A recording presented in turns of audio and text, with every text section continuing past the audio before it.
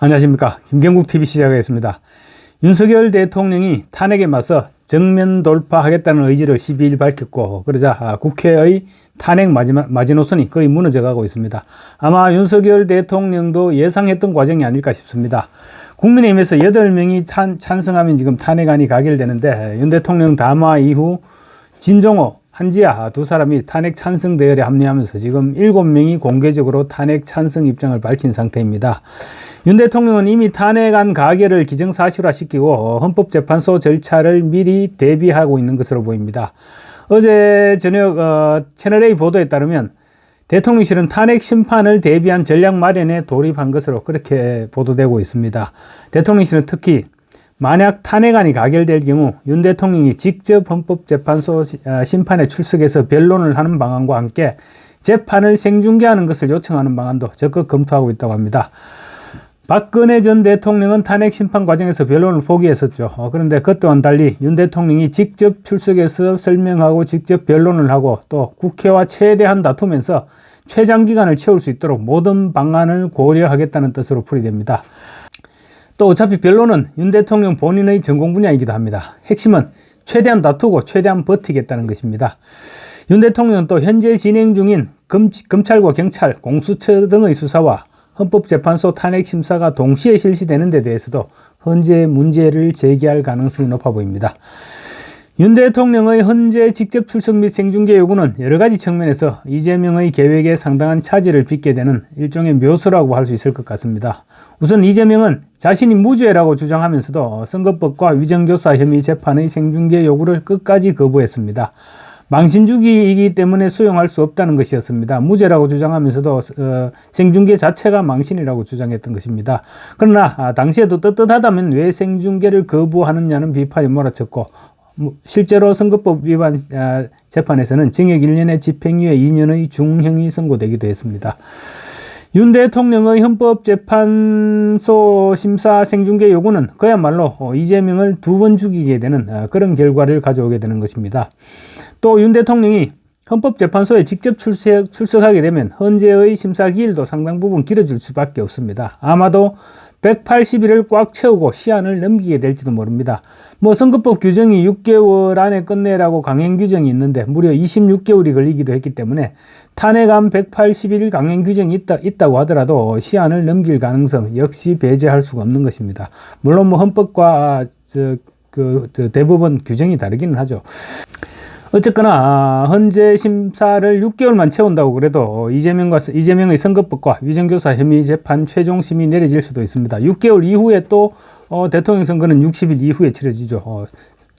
6개월의 시간을 끌게 되면 이재명의 선거법과 위정교사 혐의 재판 최종 심의 내려질 수도 있습니다. 6개월을 헌법재판소 심사에서 6개월이 걸리고 탄핵안이 가결된다고 인용된다고 하더라도 또 대선을 치르기 위해서는 60일의 선거기간이 필요합니다. 그러면 결국 8개월이 되는 셈이죠.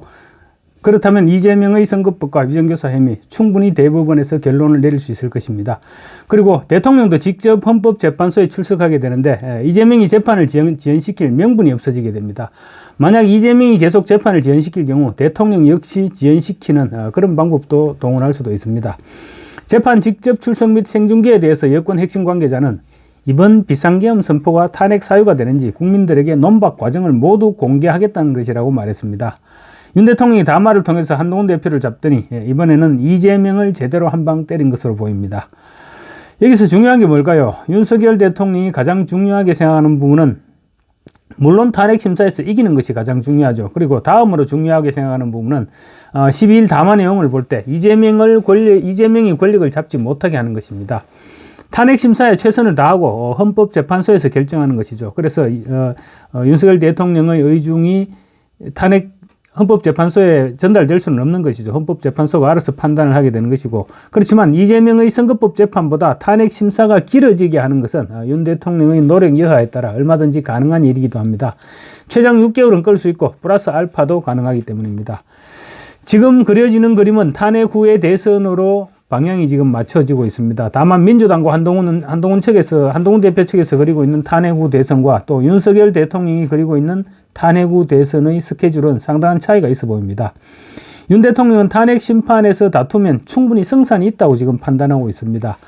우선 국회의 그림은 단순합니다. 절차에 따라서 헌법재판소에서 180일 이내에 탄핵 심사를 해서 기각이 되면 대통령이 복귀하고 탄핵안이 인용되면 60일 이내에 대선을 실시하게 됩니다.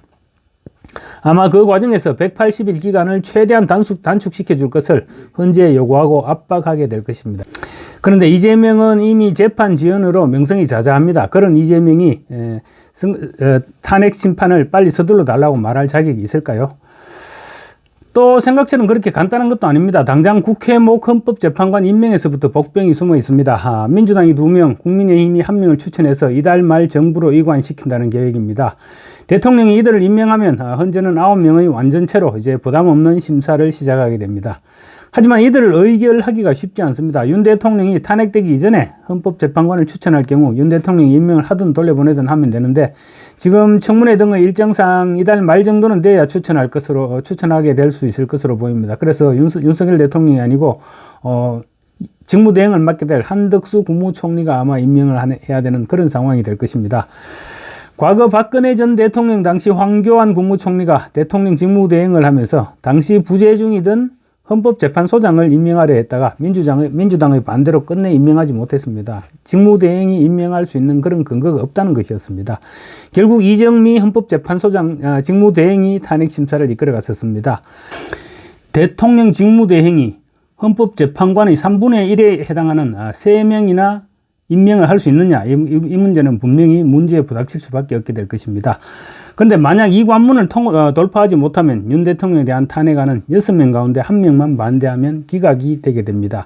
특히 윤석열 대통령이 지명한 정형식 재판관은 보수 성향이 강한 쪽에 속합니다. 한덕수 총리가 국회목 3명의 임명을 거부하고 6인 체제로 헌법재판소가 가동될 경우 대통령의 탄핵안은 기각될 가능성이 굉장히 높아집니다.